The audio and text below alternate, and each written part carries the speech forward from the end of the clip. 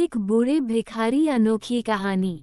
हर दिन एक भिखारी दरवाजे के पास आकर भीख मांगता था और घर का मालिक हमेशा घर के बाहर आते ही उसे देखकर फिर जाया करता। कई बार उसके लिए गालियां भी बकता। वो कहता, तू जिंदा ही क्यों है? पूरी जिंदगी ऐसे ही भीख मांगेगा क्या? धरती का बोझ क्यों बना बैठा है? और कभी कभी उस भिखारी को गुस्से में वह धक्का भी मार दिया करता। इतना कुछ हो जाने के बावजूद अधिकारी के मुंह से सिर्फ यही निकलता कि भगवान भगवान तुम्हारे पापों को माफ करे। एक बार सेठ को धंधे में बड़ा नुकसान होने की खबर मिली। सेठ बहुत परेशान था कि तभी उसके दरवाजे पर वही भिखारी आया। गुस्से में अपना आपा खोते हुए सेठ ने उस भिखारी को पत्थर दे मारा। पत्थर लगने के कारण भिखारी का सर फूट गया और उसके सर से खून बहने लगा। फिर भी दर्द से कराहते हुए भिखारी ने इतना ही कहा, भगवान तुम्हारे पापा को माफ करे।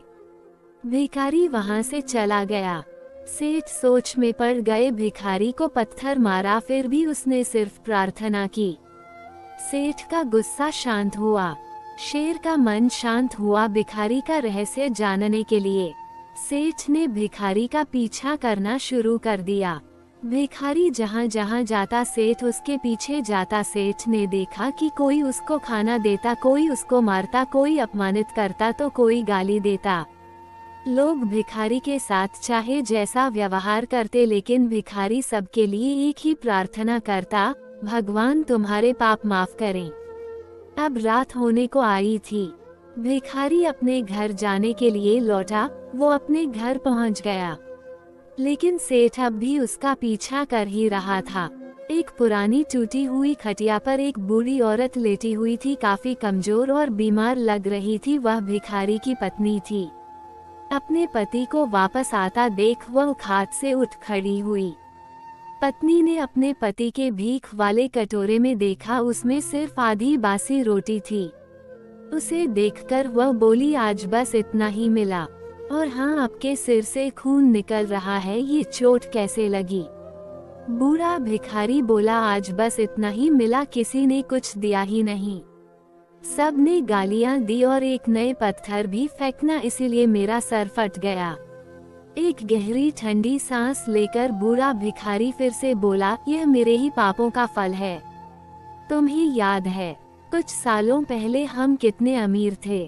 क्या कुछ नहीं था हमारे पास? हमारे पास हर चीज जरूरत से ज्यादा थी, लेकिन हमने कभी दान नहीं किया। और उससे भी बुरा हमने उस अंधे भिखारी के साथ किया जो हमारे द्वार पर भीख मांगने आया करता था।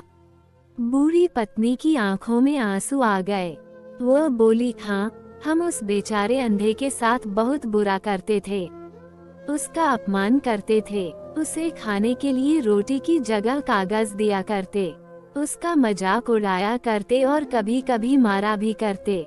मैंने कभी उसको रास्ता नहीं दिखाए। एक बार मैंने उसके मुंह पर मिट्टी भी फेंकी थी और वो हमेशा दुखी होकर यही कहता कि भगवान तुम्हें तुम्हारे किए की सजा देगा, भगवान तुम्हारे पापों की सजा जरूर देगा। उसका श्राप सच हुआ और हम इस दुख भरी जिंदगी में आ गए। भिखारी बोला, हाँ, उसका श्राप सच हुआ, इसलिए मैं किसी को बददुआ नहीं देता। चाहे कोई मेरे साथ कैसा भी बर्ताव करे, मैं हमेशा उसके लिए प्रार्थना करता हूँ। मैं नहीं चाहता कि कोई भी हमारे जैसे जिंदगी का अनुभव करे, किसी को भी हमारे जैसे दुखों का सामना करना पड़े। वो नहीं जानते कि वो कितना बड़ा पाप कर रहे हैं, इसलिए अनजाने में हुए पाप की ऐसी सजा किसी को भी मिले, मैं नहीं चाहता।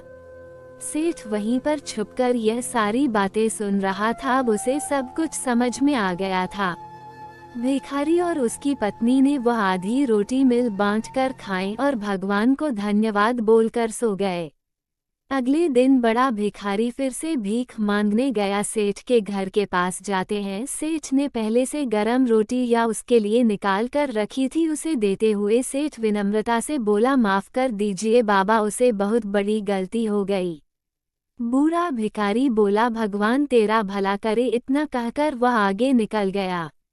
इस कहानी से जो सीख लेने लायक है वो बड़ी ही सिंपल है कि आदमी चाहे किसी के बारे में बुरा कहे या भला करे, लेकिन भगवान सिर्फ कर्म के हिसाब से उसको फल देता है। क्या हुआ अगर भगवान नहीं दिखता है, लेकिन ये बात बिल्कुल सच है, उसके खाते में सबका हिसाब बहुत बहुत पक्का होता है। इसलिए जब किसी के लिए कुछ भी करो तो अच्छा ही करो। वीडियो पसंद आया हो तो लाइक, सब्सक्राइब और शेयर करें। वीडियो देखने के लिए आपका बहुत बहुत धन्यवाद।